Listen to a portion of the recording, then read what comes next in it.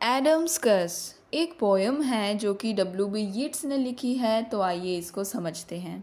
First stanza जो कि start होता है, we sat together at one summers end से लेकर our stitching and unstitching has been not. तो इस स्टैंजा को समझते हैं। कवि कह रहे हैं कि गर्मी के मौसम के आखिर में वे कुछ लोगों के साथ बैठे थे। उन लोगों में एक सुंदर और शांत स्वभाव की महिला भी थी, जो उनकी किसके लिए यूज़ हुआ, जो उनकी यानी जिससे कवि बात कर रहे हैं, करीबी दोस्त थी, उनकी करीबी दोस्त थी। और हाँ, तुम जिससे कवि बात कर रहे हैं, और मैं यानी कवि खुद भी थे, और हम सब मिलकर कविता के बारे में बात कर रहे थे। यानी कि इसमें 3 लोगों की बात हो रही है। पोइट जो है खुद वो जिस लेडी से बात कर रहे हैं वो, और उस लेडी की जो फ्रेंड है वो। फिर आगे कवि कहते हैं, और हाँ, तुम जिससे कवि बात कर रहे हैं, और मैं कवि खुद भी थे, और हम सब मिलकर कविता के बारे में बात कर रहे थे।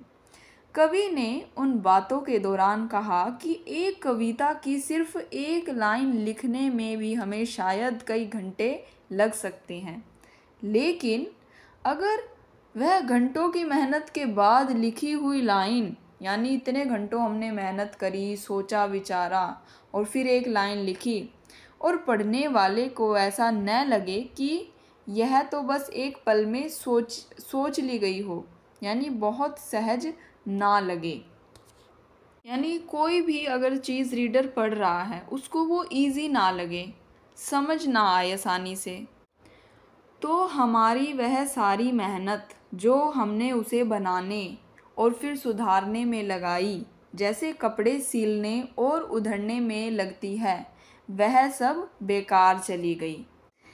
यानी कवि यह कहना चाहते हैं कि सच्ची कला और विशेष रूप से कविता तभी सफल होती है जब वह अपनी जटिलता और पीछे की मेहनत को छुपाकर रीडर्स जो उस आर्ट को पढ़ेंगे, उस पोइट्री को पढ़ेंगे, तो जो रीडर्स होते हैं, रीडर्स के लिए एफर्टलेस और उनको एक स्वाभाविक लगे।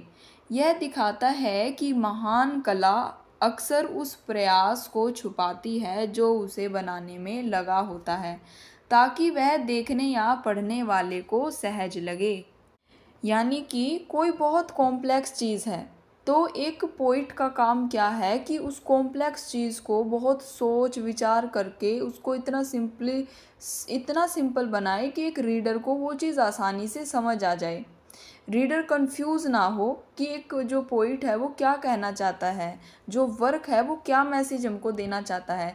अगर इंसान उस किसी वर्क को पढ़कर कंफ्यूज हो रहा है, उसको समझ नहीं आ रहा, वो काम सहज नहीं लग रहा, इजी नहीं लग रहा, तो ये मतलब एक तरीके से एक पोइट्री या कोई भी वर्क लिखने वाले के लिए अच्छी चीज़ नहीं है। तो ये जो स्टैंजा है, ये कवि जो हमारे पोइट हैं W.B. यीट्स, इन्होंने लिखा है। पूरी पोएम जो एडम्स कर्स है उन्होंने लिखी है। तो इसमें कविता लिखने की कठिनाई और उसके पीछे की जो अथक मेहनत लगी होती है उसके बारे में बता रहे हैं हमें पोइट। कवि यह समझाना चाहते हैं कि सच्ची कविता लिखना कोई आसान काम नहीं है। एक अच्छी कविता की एक पंक्ति भी लिखने में घंटों की मेहनत, सोच विचार और सुधार, जिसे कवि सिलाई और उदाहरणा कहते हैं, लग सकती है। लेकिन कवि का कहना है कि इस सारी मेहनत का फल तभी मिलता है जब पाठक यानी रीडर को वह कविता बिल्कुल सहज और स्वाभाविक लगे, जैसे कि वह बिना किसी प्रयास के बस एक पल में सोची गई हो।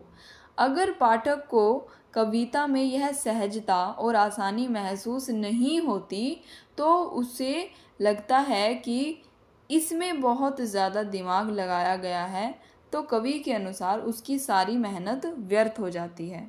यानी अगर कोई चीज़ कोई रीडर पढ़ रहा है और उसको ऐसे लगे कि इस लाइन को लिखने में तो एक इंसान ने बहुत मेहनत लगाई होगी, तो डब्ल्यू बीट्स का कहना है, तो उसका जो एम था ना पोइट का, वो फेल हो जाता है। मतलब पोइट का काम है कि बहुत कॉम्प्लेक्स चीज़ को वो इस तरीके से लगे, इस तरीके से लिखे कि जो पढ़ने वाला है उसको ऐसे लगे, मतलब बिल्कुल सिंपल लगे, उसे ऐसे नहीं लगना चाहिए कि इस लाइन को लिखने में कोई एफर्ट लगा हुआ होगा। तो इसी के साथ हमारा फर्स्ट स्टैंजा कंप्लीट होता है। हमारा सेकंड स्टैंजा जो कि शुरू होता है better go down upon your marrow bones से लेकर the martyrs call the world. तो सेकंड स्टैंजा में कवि कह रहे हैं कि इससे तो बेहतर है कि तुम बहुत जूझ कर या घुटनों के बल बैठकर मेहनत करो, जैसे कोई रसोई का फर्श रगड़ता है, सफाई करता है या पत्थर तोड़ता है, एक बूढ़े गरीब भिखारी की तरह, चाहे मौसम कैसा भी हो, गर्मी सर्दी बारिश। क्योंकि कविता में सुंदर शब्द और विचार पिरोकर व्यक्त करना, कविता बनाना इन सारे शारीरिक कामों जैसे फर्श रगड़ना, पत्थर तोड़ना से कहीं ज़्यादा कठिन काम है। और इतना होने पर भी तुम्हें कुछ लोग आलसी समझेंगे। ये वे लोग हैं जो बहुत शोर मचाते हैं, यानी अपनी राय ज़ोर शोर से रखते हैं। ये आलसी कहने वाले लोग बैठकर स्कूल के टीचर और पादरी जैसे लोग हैं। कवि इन लोगों को जो कलाकार की मेहनत नहीं समझते, इनको बताते हैं कि ये जो लोग हैं ये सच्ची कला की कीमत को नहीं समझते, अपनी ही धुन में रहते हैं। और जो पोइट्स हैं उनको इन्होंने एक शहीद के तौर में बताया है कि जो पोइट्स होते हैं वो एक तरीके से इन लोगों के द्वारा शहीद कर दिए जाते हैं। तो ये जो हमारा स्टैंजा है सेकंड स्टैंजा, इसमें जो हमारे पोइट है WB येट्स, ये कला और रचनात्मकता यानी विशेषकर जो भी पोइट्री होती है कि जो पीछे छिपी हुई और अक्सर अनदेखी की गई हुई जो मेहनत होती है उस पर जोर देते हैं। कि मतलब एक पोइट्री लिखने में बहुत मेहनत लगती है, लेकिन उस मेहनत को लोग अनदेखा कर देते हैं। तो कौन कौन इस मेहनत को अनदेखा करते हैं, क्यों अनदेखा करते हैं, तो इस बात पर जोर डाला गया है। वह उस समाज की आलोचना कर रहे हैं जो शारीरिक श्रम या आर्थिक गतिविधियों को तो महत्व देते हैं, लेकिन कलात्मक प्रयास को आलस्य या कम महत्वपूर्ण मानते हैं। मतलब कि जो लोग होते हैं, बहुत लोग ऐसे होते हैं जो कला को सोचते हैं ये क्या, कविता लिखने में क्या है, एक पेंटिंग बनाने में क्या है। और जो शारीरिक मेहनत होती है जैसे कि झाड़ू लगाना, पोछा लगाना, फर्श घिसना, इन सब को वो ज़्यादा महत्व देते हैं, क्योंकि उसमें उनको फिज़िकल मेहनत को वो ज़्यादा जोर देते हैं और मेंटल मेहनत जो होती है उस पर कम जोर देते हैं। क्योंकि आप लोगों ने भी कितनी बार नोटिस किया होगा कि जब आप झाड़ू निकालते हो, पोछा लगाते हो तो दिमाग नहीं लगता और आप उसको पूरा दिन भी कंटिन्यू कर सकते हो। लेकिन जब दिमाग की बात आएगी, जैसे अगर आपको मैथ्स ही पढ़ना है तो आपको नींद आने लगेगी, या आप अपना कोई भी इंटरेस्टिंग सब्जेक्ट भी पढ़ रहे हो तो आप जब पढ़ाई करते हो तो आपको भूख भी लगने लगती है, क्योंकि इसमें दिमाग का जो है यूज़ हो रहा है बहुत ज़्यादा। तो जो कविता है, कविता या मधुर ध्वनियाँ एक साथ व्यक्त करना, लिखना, फर्श रगड़ने या पत्थर तोड़ने जैसा किसी भी शारीरिक काम से कहीं ज़्यादा मुश्किल है। इसमें गहरी सोच लगती है, संवेदनशीलता लगती है यानी हमारी पेशेंस लगती है, और भाषा पर महारत की आवश्यकता होती है।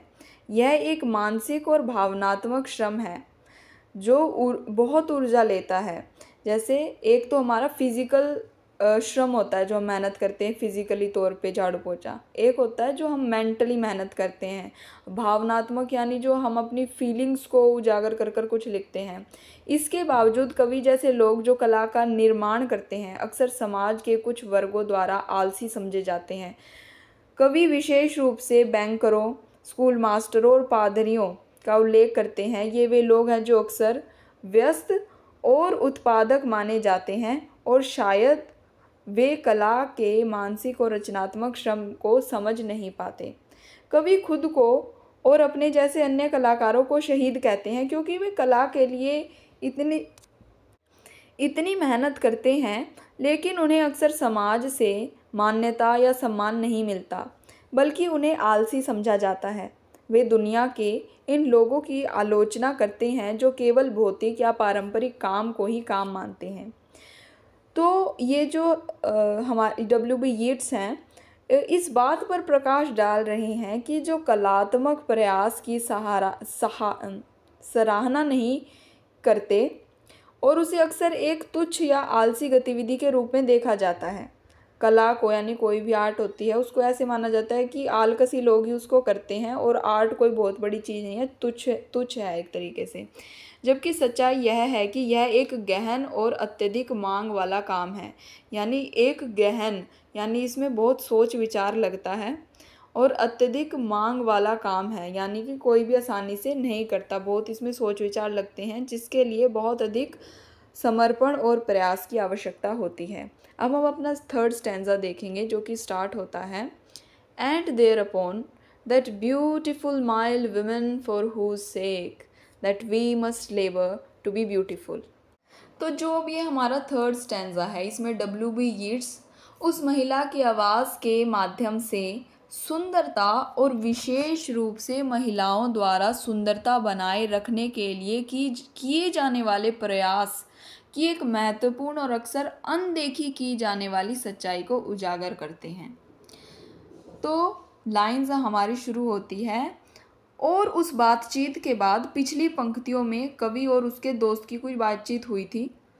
वही सुंदर और शांत स्वभाव वाली महिला जिसकी वजह से कई लोगों को दिल का दर्द या निराशा मिलेगी जब उन्हें पता चलेगा कि उसकी आवाज़ कितनी मधुर और कोमल है, यानी वह कितनी आकर्षक है, और उसके बाद भी उनका दिल टूटेगा। उस महिला ने जवाब में कहा, एक औरत के रूप में जन्म लेना यह समझने जैसा है।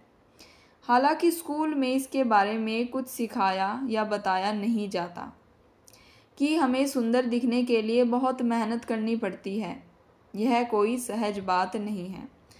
तो यह वह महिला जो स्वयं अत्यंत सुंदर और मधुर भाषी है, यह बताती है कि उसकी सुंदरता कोई सहज या प्राकृतिक देन नहीं है, इसके पीछे बहुत श्रम होता है। समाज अक्सर महिलाओं की सुंदरता को स्वाभाविक मान लेता है, लेकिन महिला यहाँ इस धारणा को चुनौती देती है कि उन्हें सुंदर दिखने के लिए लगातार प्रयास और देखभाल करनी पड़ती है। कवि यहाँ कला और सुंदरता के बीच एक समानता भी खींच रहे हैं। जैसे कवि ने पिछले स्टैंजा में बताया था कि कविता की पंक्ति यानी कोई भी कविता की लाइंस होती है को सहज दिखाने के लिए बहुत मेहनत लगती है, उसी तरह महिला यह बताती है कि एक महिला को सुंदर दिखने के लिए भी उतनी ही मेहनत लगती है। भाई उससे ज़्यादा नहीं लगती, कोई बात नहीं, लेकिन उतनी तो लगती ही है। दोनों ही मामलों में परिणाम सहज और प्राकृतिक दिखता है, लेकिन उसके पीछे अथक प्रयास होता है। हालांकि वे स्कूल में इसके बारे में बात नहीं करते। यह दर्शाता है कि यह सच्चाई समाज में स्वीकार्य रूप से नहीं सिखाई जाती या समझी नहीं जाती। समाज सुंदरता को एक सतही गुण मानता है और इसके पीछे के प्रयास को अनदेखा करता है। यह दर्शाता है कि उनकी सुंदरता और आकर्षण के कारण कई लोग उससे प्रेम करेंगे, लेकिन अंततः उन्हें निराशा ही मिलेगी। यह शायद इस विचार से जुड़ा है कि बाहरी सुंदरता भले ही कितनी भी मेहनत से हासिल की गई हो, हमेशा आंतरिक खुशी या स्थायी संबंधों की गारंटी नहीं देती। तो इसका शॉर्ट में अगर समझें तो जो W.B. येट्स है इस स्टैंजा में दिखाना चाहते हैं कि सुंदरता, विशेषकर महिलाओं द्वारा प्रदर्शित सुंदरता, अक्सर एक गहरी और अनदेखी की गई मेहनत का परिणाम होती है। यह कलात्मक सृजन की तरह ही एक प्रयासपूर्ण कार्य है जिसे समाज अक्सर स्वाभाविक या सतही मानकर उसके पीछे के श्रम को नज़रअंदाज कर देता है। यानी कोई भी अगर हमें सुंदर लग रहा है तो वो कोई नेचुरली सुंदर नहीं लग रहा, वो अपने आप को सुंदर दिखाने के लिए बहुत प्रयास करता है और फिर एक कोशिश करता है कि सामने वाले को ऐसा लगे कि उसकी जो सुंदरता है वो नेचुरल है, लेकिन वो नेचुरल नहीं होती। इस स्टैंजा में कवि ये बताना चाहते हैं कि जैसे एक पोइट एक कॉम्प्लेक्स चीज़ को सिंपल आपके सामने लिखकर सिंपल लाइंस में रख देता है और आपको लगता है कि वो सिंपल है, लेकिन वो कॉम्प्लेक्स होती है। उस सिंप्लिसिटी के पीछे कॉम्प्लेक्स चीज़ों से जूझकर कवि ने एक सिंपल लाइन लिखी होती है, ताकि बहुत सारी चीज़ों को वो सिंपल तरीके से आपको दे दे, तो आपको लगता है कोई एफर्ट ही नहीं लगा उस लाइन को लिखने में। तो अब हम अपना फोर्थ स्टैंजा देखते हैं। I said it's certain there is no fine thing से लेकर yet now it seems an idle trade enough. तो जो ये हमारा फोर्थ स्टैंजा है, इस स्टैंजा में जो पोइट है वो अप्रत्यक्ष रूप से यह भी बताना चाहते हैं कि जो दिखावा होता है, चाहे वह कला में हो या प्रेम में हो, अंततः व्यर्थ है। सच्ची मूल्यवान चीज़ें परिश्रम, सच्चाई और सहजता से आती है, न कि दिखावटी ज्ञान या शिष्टाचार से। तो यीट्स यह तर्क दे रहे हैं इस स्टैंजा में कि जिस तरह कला और सुंदरता को सहज दिखाने के लिए कड़ी मेहनत की आवश्यकता होती है, उसी तरह प्रेम भी एक वास्तविक और गहन अनुभव है, जिसे केवल बौद्धिक यानी दिमाग जो हमारा होता है या फिर औपचारिक दिखावे से यानी जो आप फॉर्मेलिटी कर देते हो उससे परिभाषित नहीं किया जा सकता। वह प्रेम के उस सतही रूप को नकारते हैं जो केवल किताबी ज्ञान पर आधारित होता है और उसमें वास्तविक भावना या प्रयास की कमी होती है। तो जो W.B. येट्स हैं वो कला, सुंदरता और प्रेम सहित हर अच्छी चीज़ के लिए आवश्यक मेहनत के अपने केंद्रीय विचार को इसमें वो आगे बढ़ाते हैं। यानी कि अगर आप कोई कला है, कोई सुंदरता है या प्रेम है, अभी तक तो वो कला की बात कर रहे थे, फिर वो सुंदरता की बात कर रहे हैं, अब वो प्रेम की भी बात कर रहे हैं कि ये जो तीनों चीज़ें होती हैं ना, इसी को मतलब यही इस स्टैंजा का सेंटर पॉइंट है, इस चीज़ के बारे में बात होगी, कला, सुंदरता और प्रेम। तो यह विशेष रूप से प्रेम के एक ऐसे रूप की आलोचना कर रहे हैं जिसे वह खोखला और बनावटी मानते हैं। यानी कि वो कह रहे हैं कि अगर आप प्रेम में फॉर्मेलिटी करोगे, आपने किताब से कोई लाइन पढ़ी कि चांद जैसी तुम सुंदर हो और किसी को जाकर सुना दी किसी को खुश करने के लिए, तो वो एक बनावटी प्रेम है। प्रेम को महसूस किया जाता है, ना कि किताबों से आपने कुछ टेप लिया, सुना दिया और फॉर्मेलिटी कर दी। प्रेम को महसूस किया जाता है। तो कवि दोहराते हैं कि आदम के पतन यानी मानव स्वभाव के मूल पाप या मानवीय अस्तित्व के संघर्षपूर्ण जो भी पहलू रहा है के बाद से दुनिया में कोई भी मूल्यवान या उत्कृष्ट चीज़ बिना कड़ी मेहनत के प्राप्त नहीं होती। यह कला, सुंदरता और अब प्रेम पर भी लागू होती है।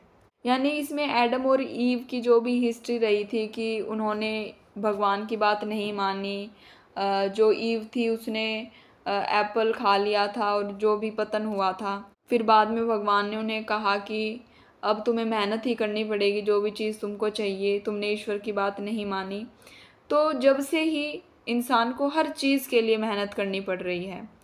कवि उन प्रेमियों की बात करते हैं जो मानते थे कि प्रेम केवल उच्च शिष्टाचार यानी हाई कर्टसी और पुरानी किताबों से उद्धरण देने जैसे औपचारिक और बौद्धिक आदान प्रदान होना चाहिए। वे आदर्श प्रेम के किताबी सिद्धांतों में विश्वास करते थे और उनके अनुसार व्यवहार करते थे। यानी कि कवि इसमें कह रहे हैं कि मतलब एक स्टीरियोटाइप बना लेते हैं कि ये प्रेम है तो इसमें आपको उन नियमों का पालन करो, गुलाब दीजिए या फिर इस लहजे में बात कीजिए, एक्स्ट्रा बात नहीं कीजिए। तो ये जो सारी ये जो हाई कटसी वाली चीज़ें ना, वो कह रहे हैं इनको दूर रखो, ये सब दिखावटी है। येट्स इस बात के दिखावटी और सैद्धांतिक प्रेम को अब एक बेकार का धंधा मानते हैं। वह यह सुझाव दे रहे हैं कि सच्चा प्रेम किताबों में लिखी हुई मीठी बातों या औपचारिक व्यवहार से कहीं ज़्यादा गहरा और वास्तविक होता है। इसमें भी शायद उसी तरह की मेहनत, जोखिम और ईमानदारी की आवश्यकता होती है जो कला या सच्ची सुंदरता को बनाने में लगती है। कवि यह कहना चाहते हैं कि प्रेम को केवल किताबों से कॉपी नहीं किया जा सकता, उसे जीना पड़ता है और उसके लिए प्रयास करना पड़ता है। इसको लाइन बाय लाइन भी पढ़ लेते हैं। कवि ने कहा कि यह बात पक्की है कि दुनिया में कोई भी ऐसी बेहतरीन चीज़ नहीं है। जब से आदम यानी मनुष्य जाति ने गलती की, ये बाइबल की कहानी है, तब से कोई भी अच्छी चीज़ ऐसी नहीं है जिसे बनाने या पाने में बहुत मेहनत न लगी हो।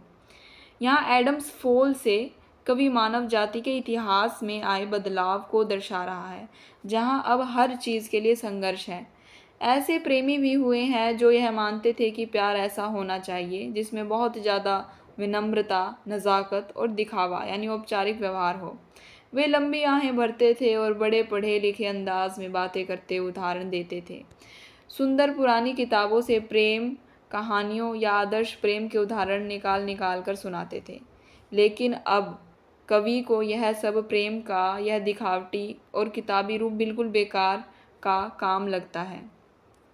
अब हम अपना स्टैंजा नंबर 5 देखेंगे, जो कि स्टार्ट होता है, we sat grown quiet at the name of love से लेकर about the stars and broken day. जो हमारा 5th स्टैंजा है, we sat grown quiet at the name of love से लेकर about the stars and broken days and years.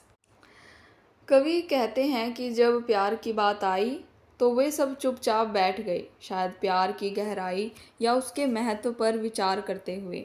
उन्होंने देखा कि दिन का उजाला धीरे धीरे खत्म हो रहा था, जैसे आग की आखिरी चिंगारियां बुझ रही हो। यह शाम या रात के आने का संकेत था। आसमान का रंग गहरा नीला हरा हो रहा था, जो शाम के समय का रंग होता है, कांपते हुए, शायद प्रकाश और अंधेरे के बीच के बदलाव को या एक हल्की सी थरथराहट को दर्शाता है। उन्हें एक चांद दिखाई दिया जो बहुत पुराना और घिसा हुआ लग रहा था, जैसे कोई सीप जो बहुत समय से पानी में रही हो। यह चांद की प्राचीनता और उसके समय के साथ बदलने को दर्शाता है। कवि चांद की तुलना एक सीप से करते हैं जिसे समय के पानी यानी समय बीतने ने बार बार धोया है, जैसे लहरें उठती और गिरती है। यह समय के निरंतर प्रवाह को दर्शाता है। यह दर्शाता है कि समय का प्रभाव इतना गहरा है कि चांद तारों के बीच भी दिनों और सालों के बीतने के साथ साथ कमज़ोर या टूट गया है। यह समय के विनाशकारी प्रभाव को भी संकेत करता है। तो इसमें W.B. येट्स मुख्य रूप से समय के विनाशकारी और परिवर्तनकारी प्रभाव के बारे में बात कर रहे हैं, खासकर प्यार और सुंदरता के संदर्भ में। कवि शुरुआत में प्यार के नाम पर शांति का जिक्र करते हैं, जो बताता है कि प्यार एक गंभीर और विचारणीय विषय है। दिन के प्रकाश का मरना और शाम का आगमन समय के निरंतर प्रवाह और हर चीज़ के अंत की ओर बढ़ने का प्रतीक है। कवि चांद को एक प्राचीन घिसे हुए सीप के रूप में वर्णित करके समय के विशाल और अपरिवर्तनीय प्रभाव को दर्शाते हैं। चांद जो हमेशा से है भी समय के साथ बदल गया है, घिस गया है, समय के पानी से धोया गया, उठते और गिरते लहरों की तरह, और दिनों और सालों में टूट गया। ये सभी वाक्यांश समय के निरंतर और अंतहीन प्रवाह को दर्शाते हैं, जो हर चीज़ का अपना निशान छोड़ता है। कुल मिलाकर कवि यह कहना चाहते हैं कि चाहे वह दिन का उजाला हो, चांद हो या शायद खुद प्यार हो, सब कुछ समय के अधीन है। समय के साथ हर चीज़ बदलती है, घिस जाती है और अंततः समाप्त हो जाती है या नए रूप में परिवर्तित हो जाती है। यह एक उदासीनता और वास्तविकता की स्वीकृति का भाव है कि जीवन में कुछ भी स्थायी नहीं है और सुंदरता भी समय के साथ धूमिल हो सकती है। तो जो हमारा लास्ट स्टैंजा है, I had thought for no one's but your ears से लेकर as weary hearted as that hollow moon तक समझते हैं। कवि कहते हैं कि उसके पास एक बात थी, एक विचार था जो इतना निजी था कि वह इसे केवल उस व्यक्ति, संभवतः उसकी प्रेमिका या किसी करीबी से ही साझा करना चाहता था। वह बताता है कि उसका विचार यह था कि वह व्यक्ति बहुत सुंदर था। स्ट्रोव्ड का अर्थ है उसने बहुत प्रयास किया। कवि ने उस व्यक्ति को प्यार के पुराने ऊंचे तरीके से प्यार करने की कोशिश की थी। इसका मतलब है कि एक ऐसा प्यार जो आदर्शवादी, सम्मानजनक, शायद त्यागपूर्ण और स्थायी हो, जैसे कि पुरानी समय में माना जाता था। यह दिखावटी या सतही प्यार नहीं था। कवि कहता है कि शुरुआत में या बाहर से उसका रिश्ता या स्थिति बहुत खुशहाल दिख रही थी, येट बताता है कि इसके बावजूद एक विरोधाभास था। विरोधाभास यह है कि भले ही बाहर से सब खुशहाल लग रहा था, लेकिन अंदर से वे दोनों, विशेषकर कवि का हृदय, उसी चांद की तरह थका हुआ और खोखला हो गया था जिसका जिक्र पिछले छंद में किया गया था। खोखली चांद शायद प्रेम में खालीपन, निराशा या मोहभंग का प्रतीक है, जो बाहर से तो सुंदर दिखता है लेकिन अंदर से भरा नहीं होता। इस स्टैंजा में कवि प्रेम के आदर्श और उसकी वास्तविकता के बीच के अंतर को व्यक्त कर रहे हैं। प्रेम के आदर्श और उसकी वास्तविकता के बीच अंतर को व्यक्त कर रहे हैं। कवि ने अपनी प्रेमिका को पुराने ऊंचे तरीके से प्यार करने की कोशिश की, जो एक शुद्ध, आदर्शवादी और गहन प्रेम को दर्शाता है। वह सुंदरता को पहचानता है और उस सुंदरता के अनुरूप प्रेम का प्रयास करता है। बाहर से सब कुछ खुशहाल दिख सकता था, लेकिन अंदरूनी सच्चाई बिल्कुल अलग थी। यह दिखाता है कि रिश्ते की बाहरी चमक के बावजूद भीतर एक गहरी निराशा या थकावट थी। एडम स्कर्स कविता का केंद्रीय विषय यही है कि सच्ची सुंदरता और सच्चा प्रेम पाने के लिए बहुत परिश्रम और पीड़ा की आवश्यकता होती है। कवि यहाँ यह कहना चाहता है कि उसने भले ही आदर्श तरीके से प्रेम करने की कोशिश की, लेकिन इस प्रयास ने उसे अंदर से थका दिया। खोखली चांद की उपमा बहुत महत्वपूर्ण है। यह पिछले छंद के घिसे हुए चांद के विचार को आगे बढ़ाती है और प्रेम में पाए जाने वाले खालीपन या निराशा को दर्शाती है। यह बताता है कि आदर्श प्रेम को प्राप्त करने का प्रयास अंततः एक ऐसे बिंदु पर ले गया जहां दिल थक गया और उसमें एक प्रकार का खालीपन आ गया। यह एक निराशावादी दृष्टिकोण है कि प्रेम, विशेष रूप से आदर्शित प्रेम, उतना आसान या पूरा करने वाला नहीं है जितना लगता है। तो कवि यह बताता है कि उसने अपनी प्रेमिका को एक आदर्श तरीके से प्यार करने की कोशिश की और भले ही यह बाहर से खुशहाल लग रहा था, लेकिन इस प्रयास और प्रेम की वास्तविकता ने उसे अंदर से थका दिया और एक खालीपन का एहसास कराया। इसी के साथ हमारी जो कविता है वो कंप्लीट होती है।